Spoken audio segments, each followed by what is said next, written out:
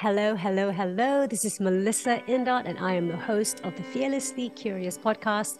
It's so wonderful to have you join us today for episode 15. This is part 2 of a 2-part series, and the topic is, can anxiety be a superpower? If you haven't heard part 1, not to worry. There's some really important and powerful prompts here to help you navigate anxiety, help you leverage on that energy, the powerful energy that anxiety can create within you, leverage to move you through the anxiety that's keeping you from doing what it is that you need, you want, you desire, you're excited to do. All right, let's get started. Through my own personal experience of anxiety and learning about how to navigate it through my own body and getting super curious with anxiety, getting super curious with my fears, common questions have come up. I'm also doing this because I'm highly inspired by the amazing clients that I get to work with who are so courageous to share their anxieties and fears with me. Fear can often show up as fearing you're not good enough. Anxiety can build up before taking an action or allowing yourself to have a wonderful experience in life because we have a very low self-worth. I work really, really, really hard for something.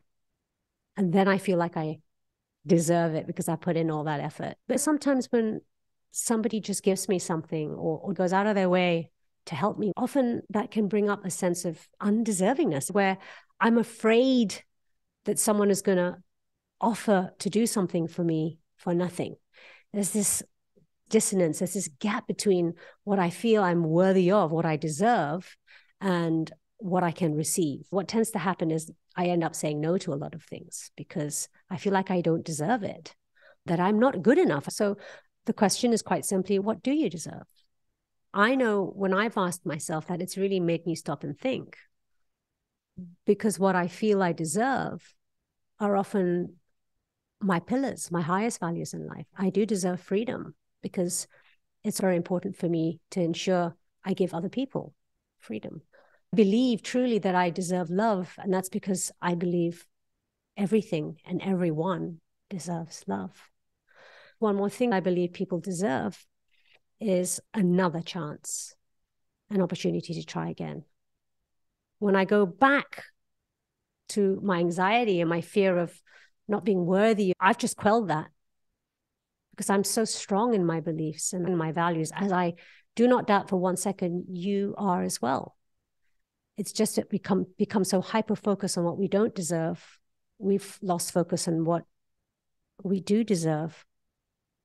And it's not just what we believe we deserve for ourselves, but what we want other people to have. I hope that prompt helps. It's an important question to help navigate that anxiety of not feeling you're good enough and therefore you don't feel like you deserve anything.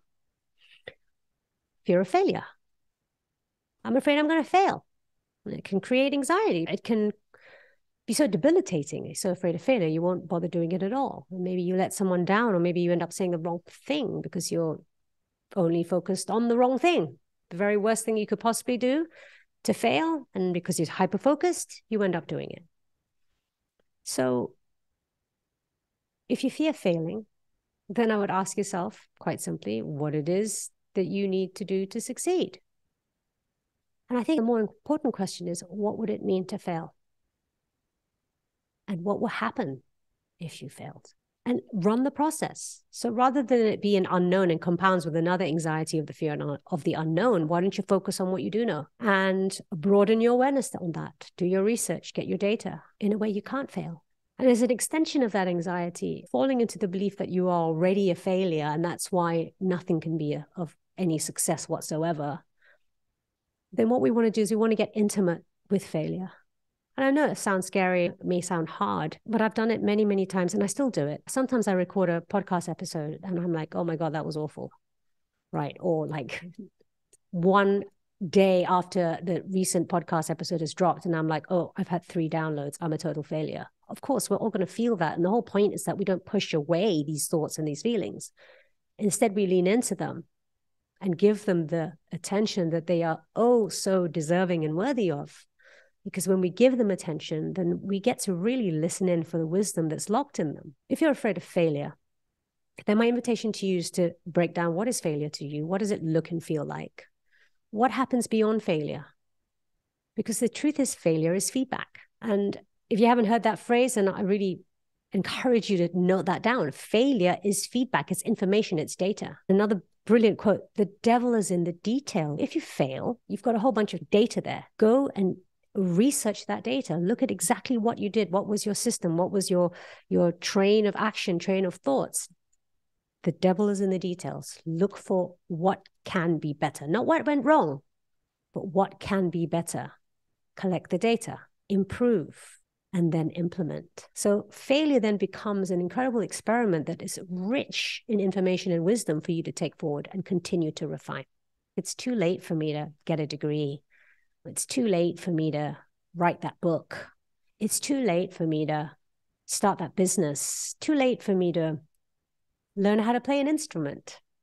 I would think I'm not even going to bother starting something. I think that I was too late. Maybe we have an unconscious concept of when we do something or we learn something, we have to learn it perfectly. But it's not about the end. It's not about the destination. It's about the process of learning. It's about the process of trying, the process of doing, the process of being. Rather than focus on the starting and the ending, focus on what's in between, what's in the middle. That's where the fun is. That's where the enjoyment is. That's where the wisdom is. So you're never too late.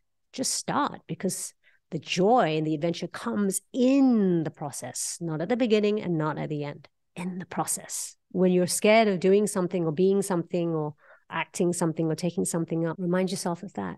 Focus on what's in between the start and the end. Focus on the journey. And anyway, you are too late according to whose timeline? If you're 50 years old and you think it's too late to go to university, who said? If you're 30 and you think it's too late to be an Olympic swimmer, doesn't mean you can't learn how to swim or you can't focus and put a commitment to training like a professional athlete. It's never too late. Whose timeline are you on anyway? And what is it that you really want to do? What is it that you're really afraid of? So focus on the timeline, focus on the journey. And finally, I'm not ready. I'm not ready to start. I'm not ready to end. I'm not ready to change. I'm just not ready. The timing's not right. I'm not prepared. I'm not mature enough. I'm not ready. I'm not fit enough. I'm not ready. I'm not slim enough. I'm not bulky enough. I'm not tall enough. I'm not small enough. We're focusing once again on what we don't have right now. It doesn't mean we can't have it in the future. We're focusing on what we don't have right now rather than focusing on what we do have right now. Add to it. Build on that. Do that. Be that. Nourish that.